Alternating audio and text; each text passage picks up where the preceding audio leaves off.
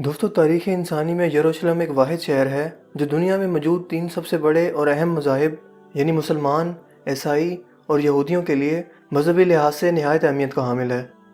اس شہر کی تاریخ نہایت ہی پرانی ہے اور کئی مرتبہ اس پر حملے بھی ہوئے جس کے دوران یہودی دربدر ہو کر رہ گئے۔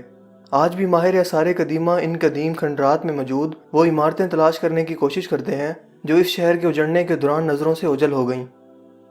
پہلی بار یہ شہر حضرت داؤد علیہ السلام کے دور میں تعمیر ہوا۔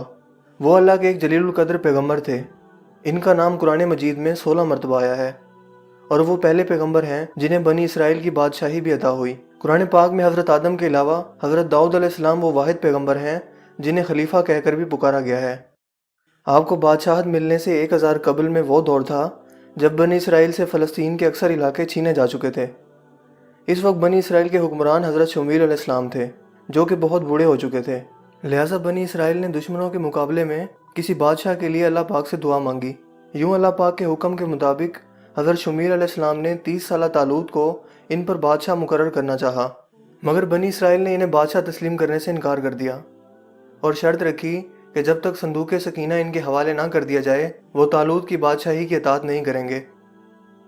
دوستو یہ تابوت سکینہ آخر کیا تھا اور بنی اسرائیل اسے اتنی اہمیت کیوں دیتے تھے؟ اس بات کو سمجھنے کے لیے ہمیں تاریخ میں بہت پیچھے جانا پڑے گا۔ دراصل یہ لکڑی کا بنا ہوا ایک صندوق تھا جو حضرت آدم علیہ السلام پر نازل ہوا تھا اور پوری زندگی ان کے پاس رہا اور پھر بطور وراثت آپ کی اولاد کو ملتا رہا، یہاں تک کہ یہ حضرت یعقوب علیہ السلام کو ملا جنہیں اسرائیل بھی کہا جاتا ہے، اور آپ کی اولاد بنی اسرائیل کہلاتی ہے۔ یوں آپ کے بعد یہ آپ کی اولاد بنی اسرائیل تک پہنچا۔ حضرت موسیٰ علیہ السلام اللہ کے جلیل القدر پیغمبر تھے اور وہ بھی بنی اسرائیل سے تھے۔ یوں یہ صندوق حضرت موسیٰ علیہ السلام تک بطور وراثت پہنچا۔ قصص الانبیاء کے مطابق اس تابوت میں تورات کا اصل نسخہ، پتھر کی 2 تختیاں جو کوہ سینا پر حضرت موسیٰ کو عطا کی گئی تھیں، حضرت موسیٰ اور حضرت ہارون کا عصا مبارک اور بیرہن، اس کے علاوہ من و سلوہ کا من ایک برتن میں محفوظ تھا تاکہ آنے والی نسلیں اللہ کے اس احسان کو یاد رکھیں جو صحرا میں بھٹکنے کے دوران ان پر اللہ پاک نے فرمایا۔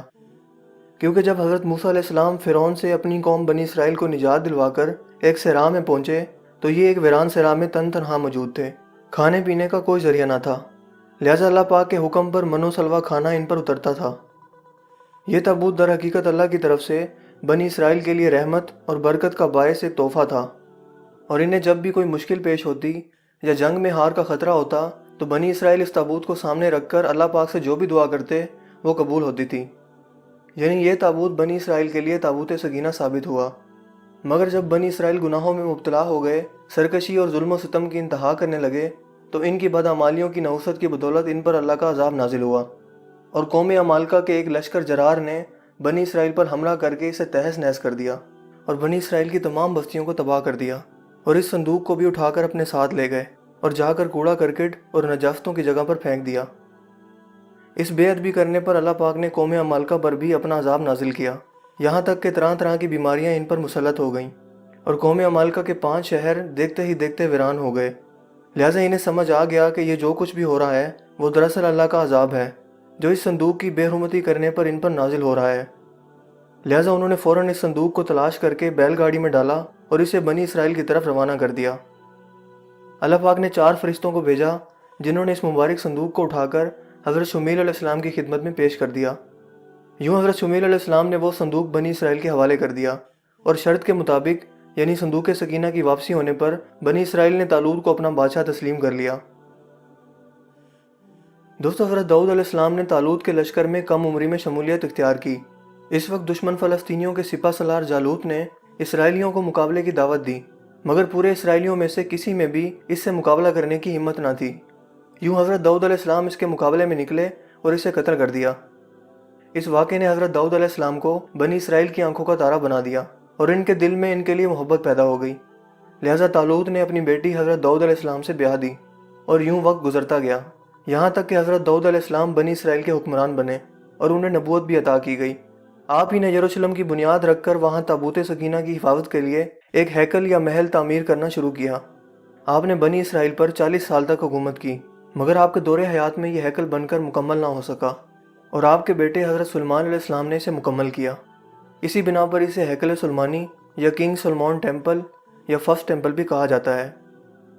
सुलेमान अलैहिस्सलाम भी अल्लाह के पैगंबर थे और अल्लाह के हुक्म पर जिन्नात को इनके ताबे होने, जानवरों की बोलियां समझने के मौजाद के अलावा इन्हें ऐसी सल्तनत अता की गई थी जो इससे पहले ना कभी किसी को मिली और ना ही कभी मिल सकेगी, जिसके लिए उन्होंने खुद अल्लाह पाक से दुआ की थी। दोस्तों, हैकल सुलेमानी की तामीर में 7 साल का अरसा लगा और यूं ये 410 साल तक कायम रहा।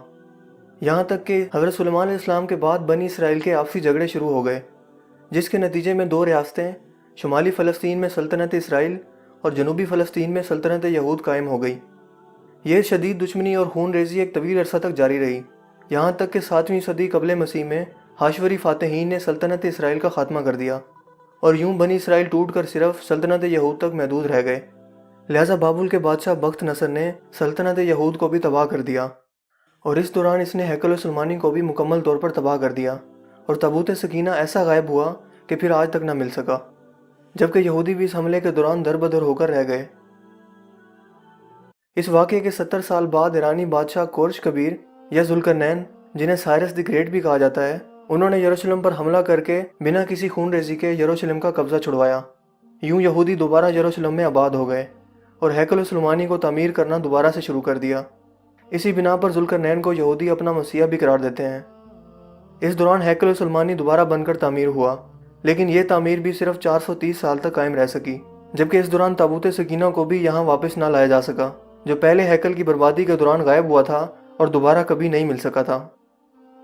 इसी अरसा के दौरान यहूदियों ने रोमियों के खिलाफ बगावत की नाकाम कोशिश भी की। लिहाजा 70 ईस्वी में रोमन हुक्मरान टाइटस ने यरूशलेम को हमला करके तबाह कर दिया और यूं हैकल सुलेमानी भी दूसरी मरतबा तबाह हो गया। इस हमला के दौरान तकरीबन 1.5 लाख यहूदी मारे गए, जबकि हज़ारों को गुलाम बनाकर जंगली जानवरों के आगे डाल दिया गया। इस खून खराबे के बाद कोई यहूदी ये बताने के लिए भी जिंदा ना बचा कि संदूक सकीना का क्या बना। मगर दोस्तों, आखिर ये संदूक सकीना इस वक्त कहाँ मौजूद है? इस मौजू पर दुनिया के मुख्तलिफ हिस्सों से मुख्तलिफ दावे सामने आते रहते हैं। मिसाल के तौर पर कुछ यहूदियों का इसके बारे में दावा है कि वो उर्दन के इलाके जबल नेबू के इलाके में कहीं मौजूद है, जबकि कुछ लोग एथोपिया के गिरजाघर में इसकी मौजूदगी का दावा करते हैं। जबकि कुछ लोगों का ये मानना है कि ये मलका बरतानिया के तख्त के नीचे मौजूद है, जहाँ मलका की तख्त पोशी की जाती है। गर्ज ये कि दुनिया भर से इसके मुतालिक मुख्तलिफ दावे सामने आते रहते हैं और माहिर आसार कदीमा और यहूदी इसे ढूंढने के लिए हर सरतोड़ कोशिशें कर रहे हैं। मगर दर हकीकत ये इस वक्त कहाँ मौजूद है, ये अल्लाह के सिवा कोई भी नहीं जानता और यकीनन जब तक अल्लाह पाक इसे खुद ना जाहिर करना चाहें, इसे कोई भी कभी भी नहीं ढूंढ पाएगा। दोस्तों, मुझे उम्मीद है कि आज की हमारी ये वीडियो आपको काफ़ी इन्फॉर्मेटिव लगी होगी और पसंद आई होगी। अगर वीडियो आपको अच्छा लगा हो तो अपनी पसंदीदगी का इजहार इस वीडियो को लाइक करके और शेयर करके ज़रूर कीजिएगा। आप अपनी राय का इजहार कमेंट्स में भी कर सकते हैं। मज़ीद इस तरह की वीडियोज़ के लिए आप हमारे चैनल को ज़रूर सब्सक्राइब कीजिए। चैनल को सब्सक्राइब